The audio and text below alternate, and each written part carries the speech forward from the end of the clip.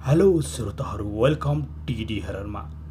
म फेरि तपाईहरुको लागि दुईटा भूतका सत्य घटनाहरू लिएर उपस्थित भइसकेको छु। घटना सुरु गर्नुभन्दा अगाडि प्लिज मेरो च्यानललाई सब्स्क्राइब गरिदिनुस् र साइडमा रहेको बेल आइकनलाई पनि क्लिक गरिदिनु होला। मेरो नाम प्रकाश थापा, जिल्ला कञ्चनपुर, गाउँ श्रीनगर। आज म तपाईहरुलाई मेरो साथीसँग घटेको एउटा सत्य भूतको घटना सुनाउन गइरहेको छु। हाम्रो एउटा सानो गाउँ छ। म बाख्रा पालन गर्छु। मेरो साथी पनि त्यसमा पार्टनर छ। प्राय बाख्रा चराउन हामीहरू जंगल जाने गर्दछौँ। बिहान खानापिना लिएर चाँडै जान्छौँ, साँझ पनि राति फर्कन्छौँ। एक दिनको कुरा हो, बिहान खानापिना बोकेर म र मेरो साथी बाख्रा लिएर जंगलतिर लाग्यौँ। जंगलको सुरुवात मात्र के भएको थियो, एउटा बाख्रो जोर जोरसँग कराउन लाग्यो। त्यतिखेर हामीहरूसँग 60 वटा बाख्रा थिए। त्यति धेरै बाख्रामा कुन बाख्रा कराएको हो थाहा पाउन मुस्किल भइरहेको थियो। बाख्रा लिएर हामीहरू जंगलको बीचमा पुग्यौँ। बाख्रालाई चर्न छोडिदियौँ। हामी दुईजना बसेर कुराकानी गरिरहेका थियौँ। एक्कासी फेरि बाख्रो कराउन थाल्यो। त्यसपछि हामी दुवैजना छिटो छिटो बाख्रा नजिकै पुग्यौँ। केही छिनमा बाख्रो कराउँदा कराउँदा बाख्राको मृत्यु भयो। हामी दुवै निराश भयौँ, किनकि हामीलाई 15-20 हजारको नोक्सान भएको थियो। त्यति ठुलो बाख्रालाई बोकेर गाउँ फर्किन पनि असम्भव थियो। त्यसपछि साथी र म मिलेर त्यो बाख्रालाई त्यहीँ काट्यौँ। आगो बालेर पोल्दै खायौँ। जति बच्च घर लिएर जाने कुरा भयो। पोलेको मासु धेरै खाएको भएर मेरो साथीको पेट खराब भयो। बारम्बार टोयलेट गर्न थाल्यो। उसको पनि हालत खराब हुन थाल्यो। त्यतिखेर दिउँसोको 3 बज्न लागेको थियो। हामीहरू बाख्रा लिएर घरतिर फर्किन लाग्यौँ। केही बेर हिँडिसकेपछि फेरि मेरो साथीलाई टोयलेट लाग्यो। ऊ फेरि टोयलेट गर्नको लागि एउटा रुखको फेदमा बस्यो। म उसलाई कुरेर बसिरहेको थिएँ। एक्कासी मेरो साथी चिच्याएको आवाज आयो। म छिटो छिटो साथी भएकोतिर गएँ। ऊ उत्तानो भएर पल्टेको थियो। मैले साथीलाई सोधेँ, के भयो? उसले जवाब दियो, टोयलेट गर्न लागेको थिएँ। कसैले मेरो गालामा जोरसँग हिर्कायो र म उत्तानो भएर पल्टेँ। साथीको कुरा सुनेर म हाँस्न थालेँ। अनि मैले भने, नहुने कुरा गर्छस्, यहाँ तँलाई कसले हान्छ? त्यसपछि साथीले आफ्नो गाला देखायो। नभन्दै साथीको गालामा नीला छाप बसेका थिए। त्यो देखेर मलाई पनि हल्का डर लाग्यो। अनि छिटो साथीलाई उठाएर हामीहरू घरतिर फर्क्यौँ। साँझ 6 बजे हामी घर पुग्यौँ। साँझ खानापिना नुहाई गरेर हामी दुईजना सुत्नलाई बाहिर बरन्डामा गयौँ। दुवैजना गफ गर्दै बसिरहेका थियौँ।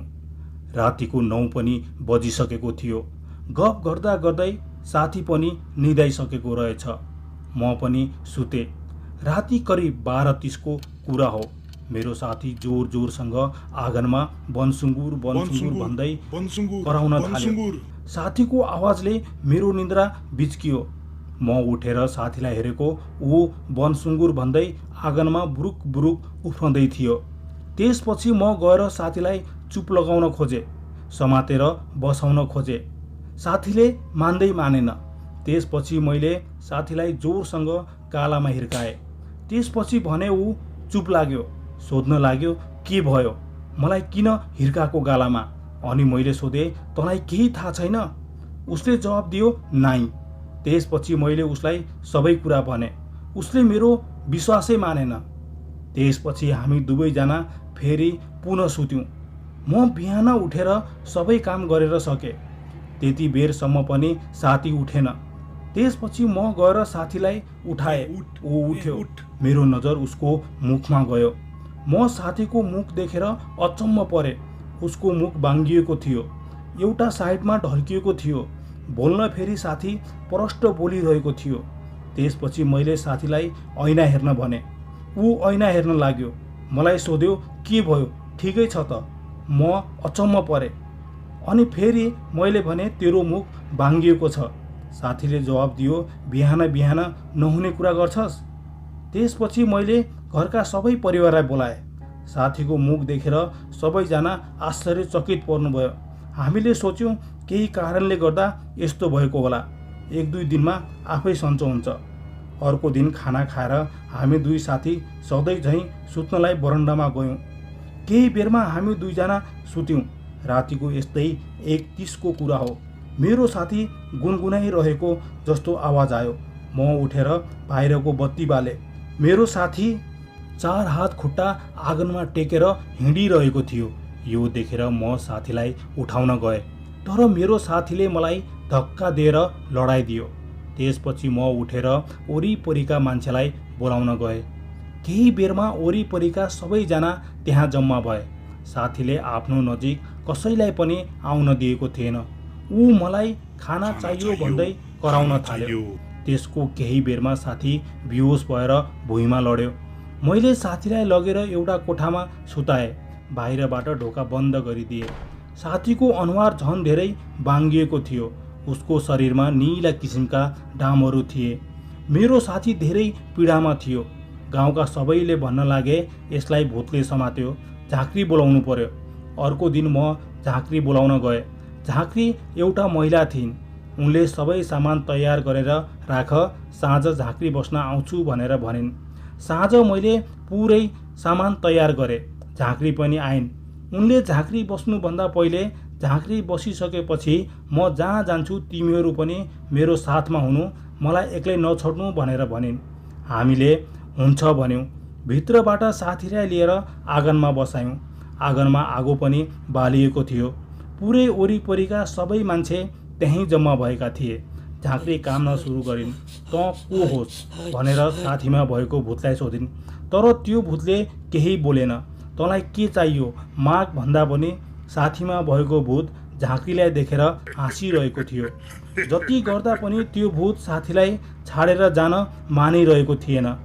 पछि झाँक्रीले आगो समातेर साथीको मुखमा हाल्न लागिन्। झाँक्रीले छोड्छस् कि छोड्दैनस् भनेर फेरि सोधिन्, तर त्यो भूतले छोड्दैन भनिरहेको थियो। त्यसपछि झाँक्रीले आगो मेरो साथीको मुखमा हालिन्। आगो मुखमा हालेपछि बल्ल त्यो भूतले मेरो साथीलाई छोड्छु भन्यो। त्यो भूत साथीदेखि बाहिर निस्क्यो। झाँक्रीले त्यो भूतलाई लखेड्न लागिन्। हामी भने झाँक्रीको पछि पछि हिँडिरहेका थियौँ। झाँक्री भूतलाई लखेड्दा लखेड्दा खोलाको छेउमा पुगिन्। उनी खोलामा हाम फालिन्। भूतलाई लखेड्न उनी पानीमा हाम फाल्ने बित्तिकै देउताले झाँक्रीलाई छोडे। त्यसपछि उनी कराउन थालिन्। हामी पनि छिटो छिटो खोलामा हाम फालेर झाँक्रीलाई समात्यौँ। हामीले ढिला मात्र गरेको भए त्यो भूतले उल्टै झाँक्रीलाई समात्ने थियो भनेर झाँक्रीले भनिन्। त्यसपछि हामी घर फर्केर आयौँ। घरमा गएको साथी ठिक भइसकेको रहेछ। साथी आजभोलि जङ्गल जान पनि डराउँछ। अर्को घटना। मेरो नाम सरोज छेत्री हो। आज म तपाईहरूलाई मसँग घटेको सत्य भूतको घटना सुनाउन गइरहेको छु। कुरा त्यति बेलाको हो जब म 10 कक्षामा पढ्थेँ। पढाइमा म हल्का कमजोर थिएँ, जसका कारण मलाई ट्युसन लिनुपर्ने भयो। मेरो स्कुल मेरो घरदेखि आधा घन्टाको दूरीमा थियो। मलाई गणित र इङ्ग्लिसको ट्युसन लिनु थियो। हामीलाई ट्युसन पढाउने सर एकदमै व्यस्त हुनुहुन्थ्यो, जसका कारण सरले ट्युसन पढ्न बिहान 4 बजेको समय दिनुभयो। पुसमाघको महिना एकदम चिसो थियो। बेलुकाको खाना खाएर म पढाइ गर्न लागेँ। बिहान ट्युसनका लागि चाँडै उठ्नुपर्ने थियो, जसका कारण म अघि पछि भन्दा हल्का चाँडै सुतेँ। बिहानको 3 बजे मलाई बुवाले उठाइदिनु भयो। पुसमाघको महिना एकदमै चिसो। म न्यानो लुगा लगाएर घरदेखि बाहिर निस्केँ। बाहिर कुहिरो लागेर राम्ररी केही पनि देखिएको थिएन। आजसम्म यति बिहान म कहिले पनि उठेको थिएन। पुरा गाउँ सुनसान थियो। किराहरू कराएको मात्र आवाज आइरहेको थियो। मलाई आफ्नो घरको आँगनदेखि पाइला अगाडि बढाउन पनि मुस्किल भइरहेको थियो। मेरो हातमा एउटा टर्च लाइट थियो, जसको सहाराले म आफ्नो घरदेखि स्कुलतर्फ लागेँ। करिब 10 मिनेट हिँडिसकेपछि बाटोमा एउटा ठुलो बाँसघारी आउँछ। त्यो बाँसघारी देख्दैमा डरलाग्दो छ। झन् रातिको समयमा त्यो बाँसघारी भयानक देखिरहेको थियो। म आफ्नो सुरमा अगाडि बढिरहेको थिएँ। कसैले मलाई ढुङ्गाले हान्यो। त्यो ढुङ्गा मेरो अगाडिबाट गयो। म नराम्ररी तर्से। म डरले आतिन थाले। छिटो छिटो अगाडि बढ्न लागे। केही अगाडि गइसकेपछि मभन्दा केही दूरीको अन्तरमा एउटा केटी हातमा किताब समातेर हिँडिरहेकी थिए। त्यो देखेर मेरो मन हल्का शान्त भयो। म त्यो केटीलाई भेटाउनको लागि झन् छिटो छिटो हिँड्न थाले।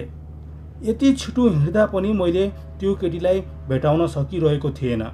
हामी दुईको दूरी लगभग त्यति नै थियो। मैले सोचे यो केटी कति छिटो हिँडेको होला। त्यसपछि मैले त्यो केटीलाई बोलाउने विचार गरे। आवाज दिए, हेलो बहिनी। त्यो केटीले हेलो केही बहिनी। उत्तर दिएन। आफ्नै सुरमा अगाडि बढिरहेकी थिए। त्यसपछि मैले पुनः त्यो केटीलाई आवाज दिएँ। फेरि पनि त्यो केटी केही बोलिन। त्यसपछि मैले त्यो केटीलाई बोलाउन छोडिदिएँ। उसको पछाडि हिँड्न थाले। केही छिनमा मैले ट्युसन पढ्ने स्कुल पनि आइपुग्यो। गेटबाट जान हल्का लामो पर्ने भएकाले म स्कुलको तारबाट छिरेर स्कुलभित्र गएँ। म अचम्म परेँ। त्यो अघि नै मेरो अगाडि हिँडिरहेकी केटी स्कुलको ग्राउन्डमा थिए। ग्राउन्डको चक्कर लगाइरहेकी थिए। त्यो देखेपछि मलाई लाग्यो यो त किचकन्डी पो हो कि। त्यसपछि म छिटो छिटो स्कुलको पाले दाइ बस्ने कोठामा गएँ र पाले दाइको ढोका ढकढक्याउन लागेँ। त्यतिकैमा पाले दाइले ढोका खोल्नुभयो। मैले सबै कुरा पाले दाइलाई भने। त्यसपछि पाले दाइ र म बाहिर गएर हेरेको त्यो केटी गेटदेखि बाहिर जाँदै थिए। एकैछिनमा गायब भई। त्यसपछि पाले दाइले भने, त आज बचिस् भाइ। एकछिनमा स्कुलमा सबै आइपुगे। हाम्रो ट्युसन चालु भयो। सरसँग कुरा गरेर ट्युसनको टाइम चेन्ज गरेँ मैले। घरतिर फर्केँ। घरमा पुगेर सबै कुरा आफ्नो परिवारलाई भने। त्यो कुरा किन हो मेरो मनमा खेलिरहेको थियो। जति काममा व्यस्त भए पनि त्यो केटीको याद आइरहेको थियो। मनमा एक किसिमको डरको अनुभव भइरहेको थियो। यस्तै सोच्दा सोच्दै रात पनि भयो। खाना खाएर म आफ्नो कोठामा गएँ। एकछिन पढाइ गरेर सुतेँ। यस्तै राति 11:30 को कुरा हो। कसैले मेरो ढोका ढकढकाएको आवाज आयो। मेरो निन्द्रा खुल्यो। मैले सोचेँ कोही घरका मान्छे होलान्। कसैलाई केही त भएन भनेर छिटो छिटो गएर ढोका खोलेँ। ढोका खोल्दा बाहिर कोही पनि थिएन। सबै घरका मान्छे मस्तसँग सुतिरहनु भएको थियो। त्यसपछि म पुनः आफ्नो कोठामा गएँ। मलाई बिहान आफूसँग घटेको घटनाको याद आयो। त्यसपछि म डरले आफ्नो सिरकले हात मुख सबै चारैतिर च्यापेर सुतेँ। अर्को दिन मैले घरको मान्छेलाई सबै कुरा भने। बुवाले झारफुक गर्ने मान्छे लिएर आउनुभयो। झारफुक गरिसकेपछि मसँग यस्तो घटना घट्न बन्द भयो। यस्तै घटना सुन्नको लागि प्लिज मेरो च्यानललाई सब्सक्राइब गरिदिनु होला र साइडमा रहेको बेल आइकनलाई पनि क्लिक गरिदिनु होला। हस् त, धन्यवाद।